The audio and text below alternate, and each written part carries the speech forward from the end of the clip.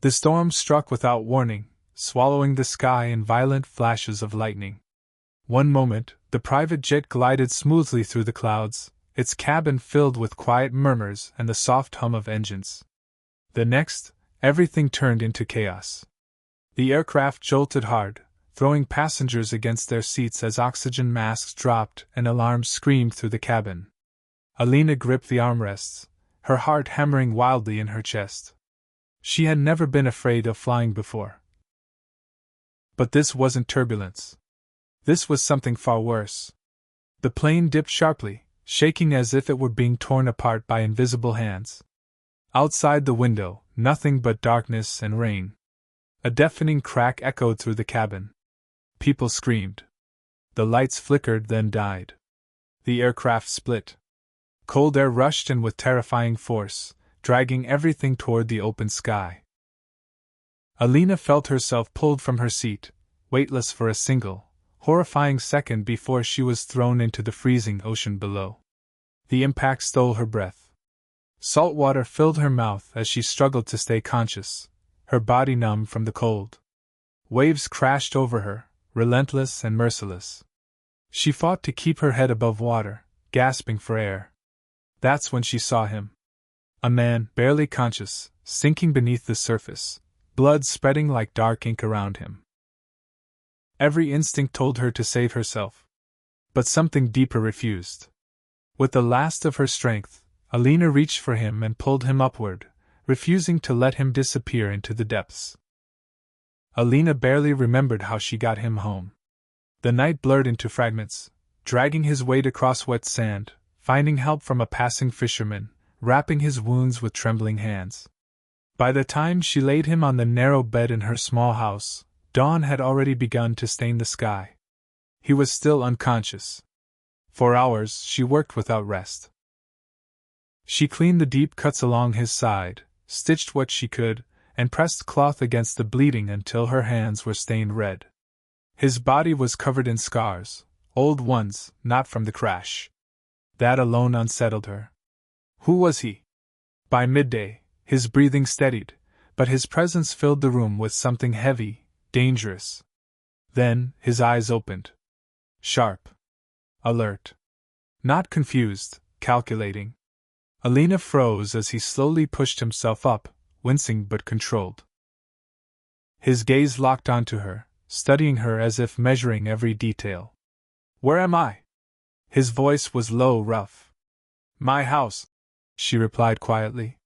"You were going to drown." A pause stretched between them. "Why didn't you leave me?" he asked. The question caught her off guard. She swallowed. "Because you were dying." Something flickered in his expression, surprise, maybe even disbelief, but it vanished quickly behind a cold mask. "You shouldn't have done that," he said. Before she could respond, the distant rumble of engines broke the silence. Loud. Approaching fast. Alina stepped toward the window, and her breath caught. 5 black SUVs turned onto her street, moving with purpose. The man behind her didn't look surprised. He only stood up straighter. The engines outside grew louder, then stopped all at once, leaving behind a heavy, suffocating silence. Alina's pulse quickened as she stepped back from the window. Curtains shifted across neighboring houses. People were watching. Inside, the air felt tight. "Who are they?" she asked, her voice barely steady. The man didn't answer immediately. Instead, he adjusted the bandage on his side, ignoring the pain as if it didn't matter. When he finally spoke, his tone was calm, too calm. "They're mine." Before she could react, doors slammed outside. Footsteps, precise, coordinated, approached her house. Then, a sharp knock echoed through the room. Alina hesitated. "Open it," he said quietly. Something in his voice made refusal impossible. She walked to the door and slowly pulled it open. Instantly, several men in dark suits filled her view. Their expressions were serious, eyes scanning everything like trained predators. One of them stepped forward. "Sir," he said, lowering his head slightly. Alina turned back in confusion as the injured man walked toward them, now standing tall despite his wounds. The room seemed to shift around him, as if his presence alone demanded control. "I told you to secure the perimeter," he said coldly. "It's done." There was a pause.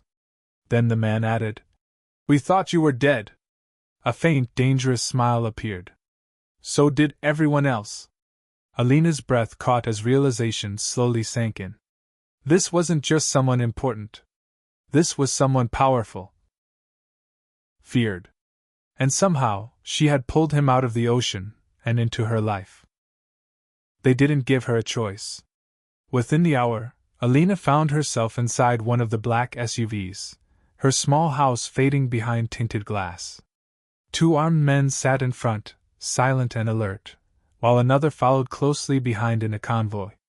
She kept her hands clenched in her lap, trying to steady her breathing. "This is unnecessary," she said quietly, glancing at him. He sat beside her, composed, as if this were routine. "No," he replied. "This is the only way you stay alive." She turned away, frustration mixing with fear. "I didn't ask for protection." "And yet," he said, his voice calm but firm, "you have it." The estate was nothing like she expected. High gates opened to a vast property surrounded by guards, cameras, and silence. It felt less like a home and more like a fortress. As she stepped out, she noticed how everyone moved when he passed, respectful, cautious, almost afraid. Inside, everything was immaculate. Cold. Controlled. "You'll stay here," he told her. "Until it's safe." "And when will that be?" she challenged. He didn't answer. Days passed, and the weight of his world settled around her. Guards outside her door. Cameras in every hallway. Freedom replaced by protection. Yet, despite everything, he visited her often, sometimes to check her injuries, sometimes just to sit in silence. One evening, she finally asked, "Why are you doing all this?" He looked at her, something unreadable in his eyes.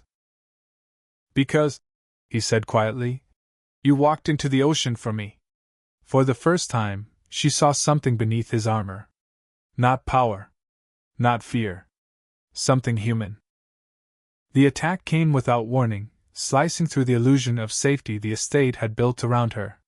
One moment, the night was still, guards posted, lights glowing softly along the walls. The next, gunfire shattered the silence.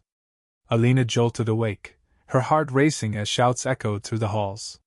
Footsteps pounded outside her door, followed by sharp commands. Before she could move, the door burst open and one of Victor's men rushed in. "We have to go. Now." "What's happening?" she asked, panic rising in her chest. "No time." He pulled her into the corridor just as another round of bullets tore through the walls. The estate, once untouchable, was under siege. "Where is he?" she demanded. The man didn't answer. They rushed through back passages, alarms blaring overhead. Smoke filled the air, making it hard to breathe. Alina stumbled, but the guard steadied her, pushing her forward. Somewhere in the chaos, she heard his voice, cold, commanding, unmistakable. "Victor." He was fighting. They reached the garage, but before they could escape, shadows moved from the darkness. Armed men surrounded them. The guard beside her raised his weapon, but it was too late. A blow struck him down. Alina screamed, struggling as rough hands grabbed her arms. She fought, kicked, but they were too strong. A man stepped forward, his expression calm, almost amused. "So this is the girl," he said. Her breath caught as she was forced to her knees. "Tell Victor," the man continued, "the war isn't over." As they dragged her away into the night, one thought echoed in her mind. She had just become the target. Months passed, but the memory of that night never left her. The noise, the fire, the fear, it lingered like a shadow. Yet everything was quiet now. Peaceful, almost unreal. Alina had rebuilt a life far from the case, in a small coastal town where no one knew her past. She worked at a local clinic, helping strangers, keeping her head down. The ocean, once a place of terror, had become her escape. Every morning, she walked along the shore, letting the sound of waves calm the storm inside her. She told herself it was over. That he was gone. That the world he belonged to had finally released her. Until one morning, it all came rushing back. The low hum of engines broke the silence. Familiar. Unmistakable. Alina froze. Slowly, she turned, and her heart skipped. 5 black SUVs rolled to a stop near her house, just like before. The doors didn't open right away, as if the moment itself was holding its breath. Memories flooded her mind, pulling her back to everything she had tried to forget. Then, one door opened. He stepped out. No guards surrounded him this time. No weapons in sight. Just him, standing there, quieter, different, but still the same man she had dragged from the ocean. For a long moment, neither of them spoke. "I left it," he finally said, his voice softer than she remembered. "All of it." She searched his face, unsure what to believe. "For you," he added. The wind moved gently between them, carrying the weight of everything unsaid. This time, she didn't run. Because some endings are just new beginnings.